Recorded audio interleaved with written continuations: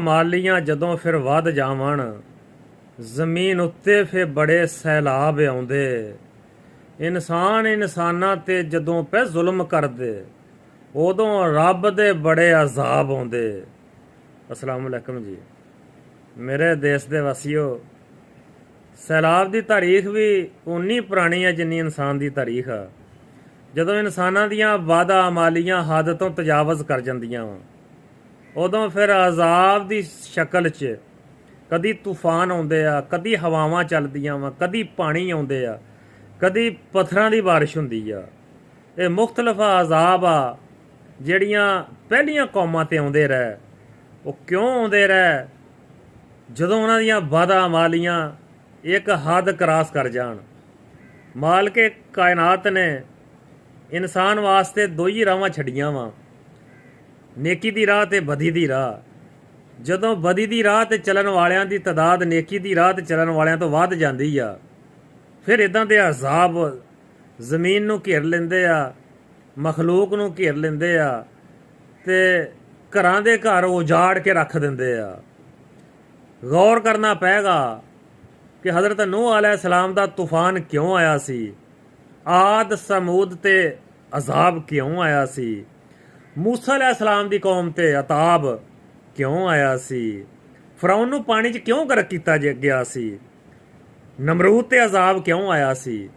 ਇਹ ਸਾਰੀਆਂ ਮਿਸਾਲਾਂ ਕੁਰਾਨ ਪਾਕ ਤੇ ਦੇ ਰਿਹਾ ਵਾ, ਕਿਸੇ ਆਮ ਕਿਤਾਬ ਦੇ ਹਵਾਲੇ ਤੇ ਨਹੀਂ। ਇਹ ਤੇ ਅਸਮਾਨੀ ਕਿਤਾਬ ਦੇ ਹਵਾਲੇ ਆ, ਜਿਹਨੂੰ ਆਖਰੀ ਕਿਤਾਬ ਕਿਹਾ ਗਿਆ ਵਾ, ਜਿਹਨੂੰ ਇਨਸਾਨਾਂ ਦੀ ਹਦਾਇਤ ਵਾਸਤੇ ਭੇਜਿਆ ਗਿਆ ਔਰ ਇਬਰਤ ਵਾਸਤੇ ਭੇਜਿਆ ਗਿਆ। ਕੁਰਾਨ ਪਾਕ 'ਚ ਪੈਗਾਮਾਤ ਵੀ ਆ, ਕੁਰਾਨ ਪਾਕ 'ਚ ਇਬਰਤ ਵੀ ਆ।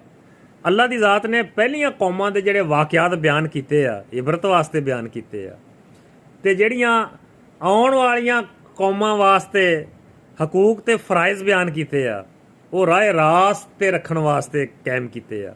ਜਦੋਂ ਉਹਨਾਂ 'ਚ ਰੱਦੋ ਬਦਲ ਹੁੰਦਾ ਵਾ, ਫਿਰ ਮਾਜ਼ੀ ਦੀ ਤਾਰੀਖ ਦੁਹਰਾਈ ਜਾਂਦੀ ਆ। ਠੀਕ ਆ ਕਿ ਅੱਲਾ ਦੇ ਪਿਆਰੇ ਹਬੀਬ ਦੀ ਦੁਆ ਦੀ ਵਜ੍ਹਾ ਤੋਂ, ਉਹਨਾਂ ਦੀ ਸ਼ਖਸੀਅਤ ਦੀ ਵਜ੍ਹਾ ਤੋਂ ਇਜਤਮਾਈ ਅਜ਼ਾਬ ਨਹੀਂ ਆ ਰਿਹਾ, ਅਜ਼ਾਬ ਟੋਟਿਆਂ ਦੀ ਸ਼ਕਲ 'ਚ ਆ ਰਹੇ ਆ। ਲੇਕਿਨ ਅਜ਼ਾਬ ਦਾ ਸਿਲਸਿਲਾ ਵੀ ਬੰਦ ਨਹੀਂ ਹੋਇਆ, ਅਜ਼ਮੈਸ਼ ਦਾ ਸਿਲਸਿਲਾ ਵੀ ਬੰਦ ਨਹੀਂ ਹੋਇਆ, ਤੇ ਇਨਾਮ ਦਾ ਸਿਲਸਿਲਾ ਵੀ ਬੰਦ ਨਹੀਂ ਹੋਇਆ। ਅੱਲਾ ਦੀ ਜ਼ਾਤ ਅੱਜ ਵੀ ਇਨਾਮ ਨਾਲ ਵੀ ਲੋਕਾਂ ਨੂੰ ਨਵਾਜ਼ ਰਹੀ ਆ, ਅਜ਼ਮੈਸ਼ 'ਚ ਵੀ ਪਾ ਰਹੀ ਆ, ਤੇ ਅਜ਼ਾਬ ਵੀ ਆ ਰਹੇ ਆ। ਠੀਕ ਆ, ਇਜਤਮਾਈ ਨਹੀਂ ਆਉਣਗੇ ਨਬੀ ਕਰੀਮ ਸੱਲੱਲਾਹੁ ਅਲੈहि ਵਸੱਲਮ ਦੀ ਜ਼ਾਤ ਬਬਰਕਤ ਦੀ ਵਜ੍ਹਾ ਤੋਂ, ਲੇਕਿਨ ਅਜ਼ਾਬ ਟੋਟਿਆਂ ਦੀ ਸ਼ਕਲ 'ਚ ਆਉਂਦਾ ਹੀ ਰਹੇਗਾ। ਚਲੋ, ਬੜੇ ਸਗੀਰ ਦੇ ਲੋਕਾਂ ਨੂੰ ਵੇਖਣਾ ਚਾਹੀਦਾ, ਪਾਕਿਸਤਾਨ ਦੇ ਲੋਕਾਂ ਨੂੰ ਵੇਖਣਾ ਚਾਹੀਦਾ ਕਿ ਸਾਡੇ ਬਦੀ ਵਾਲੇ ਰਸਤੇ ਨੇਕੀ ਵਾਲੀਆਂ ਰਸਤੀਆਂ ਤੋਂ ਵੱਧ ਤੇ ਨਹੀਂ ਗਏ, ਕਿ ਜਿਹੜਾ ਇੰਨਾ ਸੈਲਾਬ ਆਇਆ ਕਿ ਉਹਨੇ ਇੱਟ ਨਾ ਇੱਟ ਖੜਕਾ ਕੇ ਰੱਖ ਦਿੱਤੀ ਆ। ਦੋਵਾਂ ਮੁਲਕਾਂ 'ਚ ਇੰਨਾ ਅੱਲਾ ਦੀ ਜ਼ਾਤ ਦਾ ਅਤਾਬ ਆਇਆ ਕਿ ਲੋਕ ਘਰਾਂ ਤੋਂ ਬੇਘਰ ਹੋ ਗਏ ਆ।